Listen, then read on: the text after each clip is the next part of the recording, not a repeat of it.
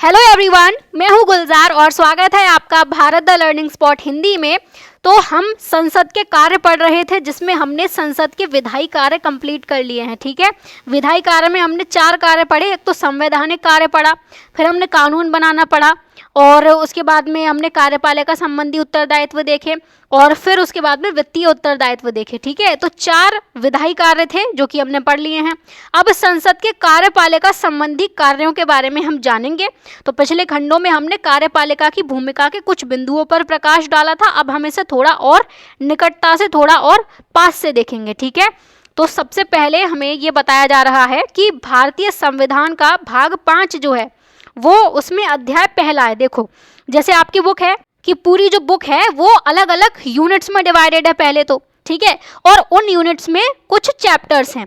जैसे कि पहली यूनिट में एक चैप्टर था नेचुरल रिसोर्सेज वाला, दूसरी यूनिट में 3 चैप्टर थे हिस्ट्री से रिलेटेड। ठीक है, तो ये क्या है, ये जो पूरी बुक है उसको यूनिट में बांटा और यूनिट को चैप्टर्स में बांटा। ठीक उसी तरीके से हमारा जो संविधान है उसको पहले तो पार्ट्स में डिवाइड किया गया है, अलग अलग भागों में डिवाइड किया गया है, और उन भागों में अलग अलग चैप्टर्स जो हैं वो लिखे गए हैं। ठीक है, तो भाग नंबर 5 जो है, पार्ट नंबर 5 जो है, उसका चैप्टर 1 बताता है कार्यपालिका से। ठीक है, कार्यपालिका से शुरू होता है चैप्टर नंबर 1, याद रखना इंपॉर्टेंट है ये। ठीक है, भाग 5 चैप्टर 1 कार्यपालिका से शुरू होता है। और इसमें क्या बताया गया है चैप्टर 1 में, पार्ट 5 के चैप्टर 1 में। ठीक है ना, तो इसमें राष्ट्रपति, उपराष्ट्रपति, मंत्रिपरिषद सहित अन्य की भूमिकाओं और उत्तरदायित्वों का वर्णन किया गया है। उसके बाद में पार्ट 5 में ही चैप्टर 2 जो है उसमें संसद की भूमिका और कार्यों का उल्लेख किया गया है। मतलब अलग अलग चैप्टर्स बांटे गए हैं, पहले में कार्यपालिका है और दूसरे में स्पेशली संसद के बारे में लिखा है। ठीक है, आपके विचार में ऐसा क्यों किया गया होगा, मतलब ये जो अलग अलग चैप्टर्स डिवाइड किए गए हैं ये क्यों बांटे गए हैं? तो ये इसीलिए बांटे गए हैं ताकि संविधान में अलग अलग विषयों को, अलग अलग सब्जेक्ट को अलग अलग जगह पर समझाया जा सके। सारी चीज़ें एक जगह पर लिख दी जाएंगी तो खिचड़ी बन जाएगी। जैसे एक बात राष्ट्रपति के बारे में लिखी है, फिर बीच में पता चलता है कि प्रधानमंत्री के बारे में लिख दिया, फिर उपराष्ट्रपति के बारे में लिख दिया। ठीक है, कहीं पर हमें ढूंढने में बहुत ज़्यादा प्रॉब्लम हो रही है, तो वो प्रॉब्लम ना हो इसीलिए पहले पार्ट्स में डिवाइड किया गया और उसके बाद में चैप्टर में डिवाइड किया गया। इसी वजह से किया गया है ताकि अच्छे से सिंपल तरीके से इसको समझा जा सके। ठीक है, इससे जो चीज़ें हैं वो सिस्टमैटिक रहती हैं और हमें समझने में आसानी होती है। ओके, तो यही वजह है कि संविधान को ये अलग अलग पार्ट्स में और चैप्टर्स में डिवाइड किया गया है। अब हम बात करेंगे सबसे पहले राष्ट्रपति की, क्योंकि राष्ट्रपति संघीय कार्यपालिका का पार्ट होते हैं। ठीक है, कौन कौन होता है संघीय कार्यपालिका में? राष्ट्रपति, उपराष्ट्रपति, प्रधानमंत्री और उनकी मंत्रिपरिषद होती है। तो राष्ट्रपति राज्य का प्रमुख और कार्यपालिका का प्रधान होता है। यहाँ पे ये जो राज्य है ये भारत की बात हो रही है। ठीक है, पूरे भारत के प्रमुख होते हैं राष्ट्रपति, और हम बोल सकते हैं नाम मात्र के प्रमुख या संवैधानिक प्रमुख हैं, और कार्यपालिका के भी प्रधान होते हैं। मतलब वही है कि इनका सिर्फ साइन चाहिए रहता है किसी भी चीज़ के लिए। बाकी मेनली जो ग्राउंड लेवल पे काम करते हैं वो प्रधानमंत्री और उनकी मंत्रिपरिषद ही करती है। नाम मात्र के लिए राष्ट्रपति हेड हैं, जिसको हम नॉमिनल हेड भी बोलते हैं।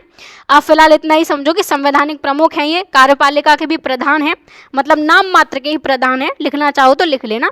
और प्रधानमंत्री और मंत्रिपरिषद सरकार चलाने के लिए उत्तरदायी होते हैं। जो सरकार चलाते हैं वो मेनली प्रधानमंत्री और मंत्रिपरिषद ही होते हैं। राष्ट्रपति प्रधानमंत्री और अन्य मंत्रियों की नियुक्ति करते हैं। ठीक है, मतलब कि जब लोकसभा के चुनाव होंगे और जब प्रधानमंत्री को नियुक्त करने की बात आएगी कि किसको प्रधानमंत्री बनाना है, तो वो राष्ट्रपति ही बनाते हैं। ठीक है, और फिर यही प्रधानमंत्री राष्ट्रपति को सलाह देते हैं कि किस किस को मंत्री बनाना है या किस किस को मंत्रिपरिषद में नियुक्त करना है। तो फिर वो राष्ट्रपति जो है वो अन्य मंत्रियों की भी नियुक्ति करते हैं। ठीक है, संसद का सत्र बुलाते हैं। संसद का जो सेशन होता है पूरा का पूरा, जो 20-25 दिन चलेगा, उसको बुलाने का काम भी राष्ट्रपति का होता है। याद रखना, ये सारे काम आपको याद रखने हैं कि राष्ट्रपति प्रधानमंत्री और अन्य मंत्रियों की नियुक्ति करते हैं, संसद का सत्र बुलाते हैं, विधेयकों को स्वीकृति भी देते हैं। ये तो हमने पढ़ा ही है कि कोई भी बिल, कोई भी विधेयक जो है वो संसद में आया, उस पर चर्चा हुई, लोकसभा में पास हुआ, फिर राज्यसभा में भी पास हुआ, और उसके बाद में वो प्रेसिडेंट के पास में जाता है, राष्ट्रपति के पास में जाता है। देन राष्ट्रपति जब उस पर साइन कर देते हैं, स्वीकृति दे देते हैं, तब वो अधिनियम बन जाता है। ठीक है, तो ये सारे राष्ट्रपति के काम हैं। मंत्रिपरिषद जो है वो राष्ट्रपति को सहायता देती है और परामर्श देती है।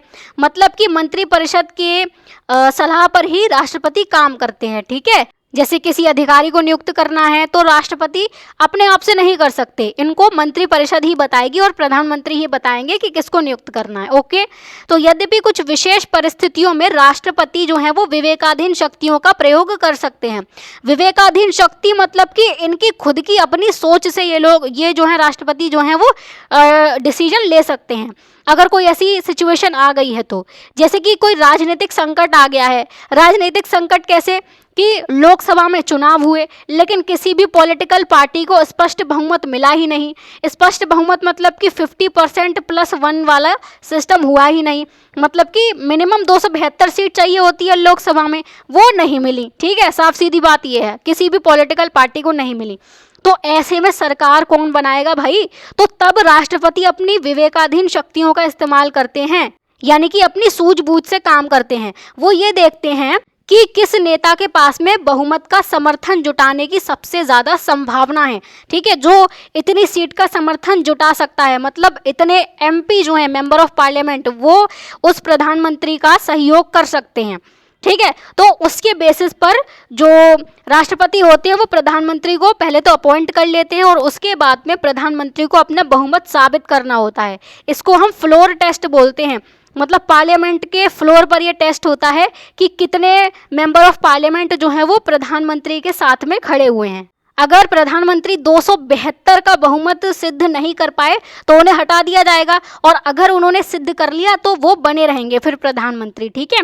इसमें या तो गठबंधन की सरकार भी बन सकती है या फिर कुछ लोग ऐसे ही समर्थन भी दे सकते हैं कि हम गठबंधन नहीं कर रहे हैं, साथ में सरकार नहीं चलाएंगे, लेकिन हम अभी प्रधानमंत्री का समर्थन दे रहे हैं, अभी हम सरकार बनाने के लिए उनको कह रहे हैं, ठीक है। तो इस तरीके से समर्थन जो है वो दिया जाता है। तो इसमें राष्ट्रपति अपने विवेकाधीन शक्तियों का प्रयोग करते हैं, ठीक है। ये राष्ट्रपति की बात हो गई। और राष्ट्रपति संसद का ही एक अंग होते हैं, इसीलिए ये संसद के कार्यपालिका संबंधी कार्य होते हैं, ठीक है। अब प्रधानमंत्री और मंत्रिपरिषद की बात कर लेते हैं।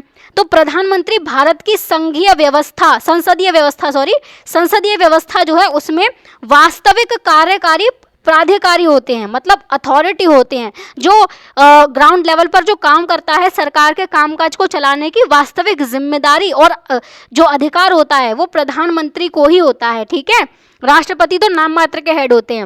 राष्ट्रपति लोकसभा में बहुमत प्राप्त दल या गठबंधन के नेता को प्रधानमंत्री नियुक्त करते हैं, ये चीज़ हम पढ़ चुके हैं। प्रधानमंत्री लोकसभा में सांसदों के बहुमत के समर्थन से कार्य करते हैं। मतलब कि जब तक सांसदों का समर्थन इनको मिलेगा, बहुमत का समर्थन इनको मिलेगा, तब तक ही प्रधानमंत्री काम कर पाएंगे। जिस दिन ये बहुमत टूटा, जिस दिन ये बहुमत खत्म हुआ, उसी दिन इनकी सरकार जो है वो गिर जाती है फिर, ठीक है। तो प्रधानमंत्री के प्रमुख कार्यों में क्या क्या है ये याद रखना है आपको। मंत्रिपरिषद का नेतृत्व प्रधानमंत्री ही करते हैं। जो पूरा मंत्रियों का ग्रुप है उनके लीडर प्रधानमंत्री होते हैं। विभिन्न मंत्रालयों के कार्यों का समन्वय करते हैं। जो देश में हमारे अलग अलग मंत्रालय हैं ना, जैसे कि शिक्षा मंत्रालय, स्वास्थ्य मंत्रालय और फाइनेंस मिनिस्ट्री और होती है, जिसको हम बोलते हैं वित्त मंत्रालय, और भी कई सारे मंत्रालय होते हैं। तो इनके कार्यों का समन्वय करने का काम भी प्रधानमंत्री का होता है। मतलब कि आपस में तालमेल बनाना, ठीक है, कि सारी की सारी मिनिस्ट्री जो है वो एक साथ में अच्छे से काम कर सके और जो सरकार के काम है उसमें टकराव ना हो, यानी कि कोई भी जो है वो एक दूसरे से लड़ाई ना करे। बेसिकली आप छोटे लेवल पर इस तरीके से समझ सकते हो कि ये मेरा काम है, ये मैं करूँगा, या कोई मिनिस्ट्री ये बोले कि ये मेरा काम नहीं है, इसको तुम देख लो। तो ये चीज़ ना हो, इसके लिए प्रधानमंत्री इनका समन्वय के लिए काम करते हैं। मतलब प्रधानमंत्री सभी मिनिस्ट्री के लीडर होते हैं, हम ये भी बोल सकते हैं, ठीक है। राष्ट्रपति को परामर्श देने का भी काम करते हैं। कोई भी काम करवाना है राष्ट्रपति से तो उनको परामर्श देनी पड़ेगी, तभी जो है वो राष्ट्रपति करते हैं, ठीक है। या हम ये भी बोल सकते हैं कि राष्ट्रपति जो भी काम करते हैं वो प्रधानमंत्री और मंत्रिपरिषद की सलाह पर ही करते हैं। राष्ट्रीय नीतियों को आकार देना, जो भी पूरे देश के लेवल पर नीति बनाई जाएगी वो यही बनाते हैं प्रधानमंत्री और उनकी मंत्रिपरिषद, ठीक है। समझ गए, ये इनके काम हो गए। अब प्रधानमंत्री अपनी मंत्रिपरिषद के सहयोग से निर्णय लेते हैं। यानी अब ये भी नहीं है कि प्रधानमंत्री के पास में सारी की सारी पावर हो। इनको भी मंत्रिपरिषद की हामी भरवानी पड़ती है। जब पूरी की पूरी परिषद इनके साथ में खड़ी होगी तभी ये कोई निर्णय ले पाएंगे और सरकार को सुचारू रूप से चलाते हैं। सुचारू रूप मतलब एकदम स्मूथली सरकार चले, कोई भी दिक्कत ना आए, ठीक है। प्रधानमंत्री और मंत्रिपरिषद सामूहिक रूप से, यानी कि ये सब के सब लोग, ये सब लोकसभा के प्रति उत्तरदायी होते हैं। इनसे लोकसभा में सवाल जवाब किए जाते हैं और इनको वहाँ पे अपना जवाब देना पड़ता है, ठीक है। संसद में चर्चा के लिए आने वाले अधिकांश विधेयक सरकार द्वारा प्रस्तावित किए जाते हैं। ये सारे के सारे पॉइंट्स इंपॉर्टेंट हैं, आप इनको शॉर्ट में लिख सकते हो। प्रधानमंत्री अपनी मंत्रिपरिषद के सहयोग से निर्णय लेते हैं, पहला तो ये इंपॉर्टेंट है। और ये लोग जो हैं वो लोकसभा के प्रति उत्तरदायी होते हैं। फिर संसद में चर्चा के लिए जो ज़्यादातर जो विधेयक आते हैं, बिल आते हैं, वो सरकार ही प्रस्तावित करती है, क्योंकि सरकार को काम करना है ना देश में, तो ज़्यादातर बिल सरकार लेकर आती है। बाकी कोई अपोजिशन पार्टी भी कोई बिल जो है वो प्रस्तुत कर सकती है संसद भवन में, ठीक है। तो सरकारी नीतियों और कानूनों को लागू करने में अधिकारियों के एक स्थायी समूह की सहायता ली जाती है। स्थायी समूह बेसिकली यहाँ पर इसीलिए बोला जा रहा है क्योंकि सरकार बदल सकती है, मंत्री बदल सकते हैं, लेकिन ये समूह हमेशा ही बना रहेगा, ठीक है। इसका मतलब ये है कि इसमें भी अधिकारियों की नियुक्ति होती रहती है, अधिकारी भी बदल सकते हैं, लेकिन एक सिस्टम जो है वो बना रहेगा, ठीक है। इनको हम बोलते हैं सिविल सेवक। आपने सुना होगा IAS वगैरह जो होते हैं, DM जो होते हैं, वो होते हैं सिविल सेवक या सिविल सर्वेंट हम इनको बोलते हैं, ठीक है। और ये सिविल सेवक क्या करते हैं, ये अधिकारी जिन्हें सामान्यतः प्रशासक भी बोला जाता है, प्रशासन संभालने वाले अधिकारी, और नौकरशाह भी कहा जाता है। या तो नौकरशाह को हम बोलते हैं इंग्लिश में ब्यूरोक्रेट, ठीक है। तो इसका मतलब ये होता है कि वही सरकार के लिए, सरकारी प्रशासन में काम करने वाले अधिकारी, नौकरशाह इनको बोला जाता है, ब्यूरोक्रेट्स बोला जाता है। मंत्रियों के निर्देशन में कार्य करते हैं, मतलब ये सिविल सेवक भी अपने हिसाब से काम नहीं करेंगे, इनको बताएगा काम करने के लिए मंत्री, ठीक है। मंत्री अपना आदेश दे देगा, निर्देशन दे देगा और उसी के हिसाब से इन लोगों को काम करना पड़ता है। तो मतलब आप देख पा रहे हो कि कोई भी इंसान जो है बिल्कुल फ्री तरीके से काम नहीं कर पा रहा है ना, सबकी पावर जो है वो किसी ना किसी के हाथ से लिमिटेड है। तो यही खासियत है हमारे भारत की संसदीय व्यवस्था की। फिलहाल आपको ये याद रखना है कि सिविल सेवक को हम प्रशासक या नौकरशाह भी बोलते हैं और ये मंत्रियों के निर्देशन में कार्य करते हैं, ठीक है। सुनिश्चित करते हैं कि सरकारी विभाग सुचारू रूप से कार्य करें, ये भी स्मूथली चल सके सारे के सारे विभाग जो हैं, क्योंकि हमारी जो सरकार है वो पहले तो अलग अलग मंत्रालयों में डिवाइडेड है, ठीक है। अलग अलग मिनिस्ट्रीज़ हैं और मंत्रालय के अंदर कई सारे विभाग आते हैं, डिपार्टमेंट आते हैं, और डिपार्टमेंट के अंदर ही जो है वो डायरेक्टरेट आते हैं, निदेशालय आते हैं, ठीक है। तो इस तरीके से स्ट्रक्चर होता है। अब इसके बाद में यदि कार्यपालिका के सदस्य विधायिका का ही अंग हैं, क्योंकि कार्यपालिका में जो है प्रधानमंत्री, मंत्रिपरिषद, ये सब जो हैं वो सरकार बनाकर ही तो आए हैं, संसद में तो ये भी बैठे हुए हैं, संसद के सदस्य तो ये भी हैं, और संसद कानून बनाने का काम करती है, मतलब वो विधायिका है। तो ये कार्यपालिका विधायिका का ही एक अंग है।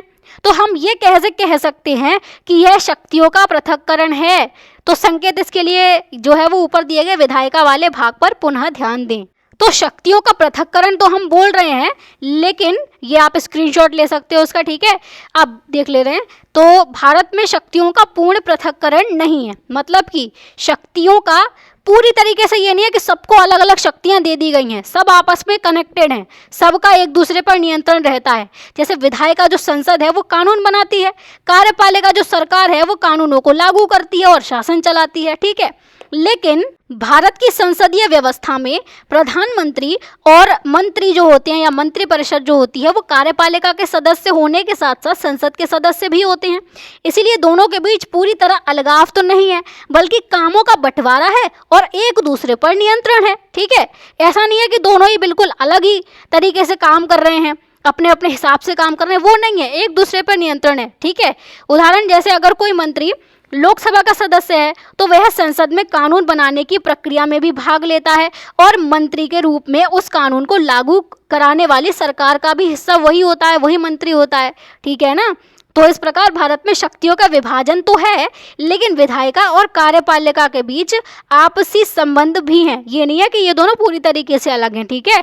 संसद सरकार से प्रश्न पूछकर और उसके कार्यों की जांच करके उसे उत्तरदायी बनाती है। तो इसी तरीके से भारत में शक्तियों का पृथक्करण है।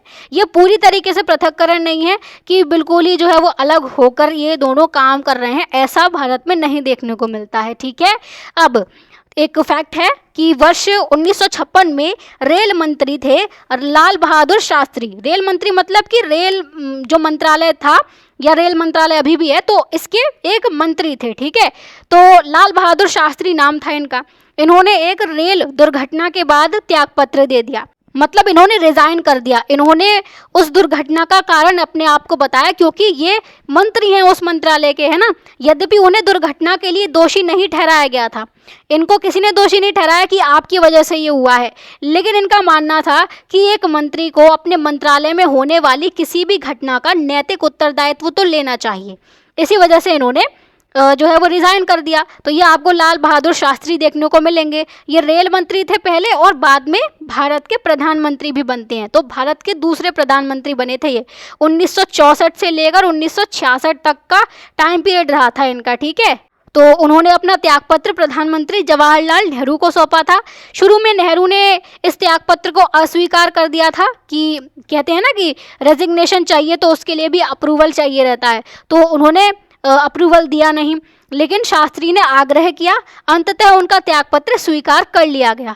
तो ये दिखाता है कि ये जो इंसान थे ये जो इन्होंने किया ही नहीं है उसके लिए भी ये अपना नैतिक उत्तरदायित्व मानते हैं कि मिनिस्ट्री मेरी है, मंत्रालय मेरा है ये, इसीलिए उत्तरदायित्व मेरा ही होता है कि ये दुर्घटना जो भी हुई है, ठीक है। इसी वजह से इन्होंने अपना त्यागपत्र दे दिया। तो याद रखना कि 1956 में रेल मंत्री कौन थे? लाल बहादुर शास्त्री थे और उन्होंने त्यागपत्र दिया था रेल दुर्घटना की वजह से, और बाद में ये भारत के प्रधानमंत्री भी बनते हैं, ठीक है। तो ये तो हो गए संसद के कार्यपालिका संबंधी कार्य। राष्ट्रपति के बारे में हमने पढ़ लिया, फिर प्रधानमंत्री और मंत्रिपरिषद के बारे में भी पढ़ लिया है।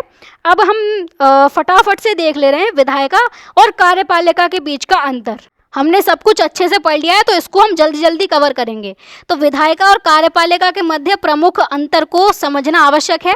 निम्नलिखित तालिका संक्षेप में इसका सारांश प्रस्तुत करती है। तो सबसे पहले यहाँ पे पहलू बताए गए हैं, इधर विधायिका है, इधर कार्यपालिका है। तो दो चीज़ों के बीच में कभी भी डिफरेंस लिखना हो तो एक तरफ पहलू लिख दो कि हम किस बेसिस पर उन दोनों के बीच में डिफरेंस कर रहे हैं, और फिर उनके डिफरेंस लिख दो। तो जैसे कि संरचना के बेसिस पर हम कर रहे हैं सबसे पहले तो विधायिका की संरचना की बात करें तो भारत की संसद देश का सर्वोच्च विधायी निकाय है।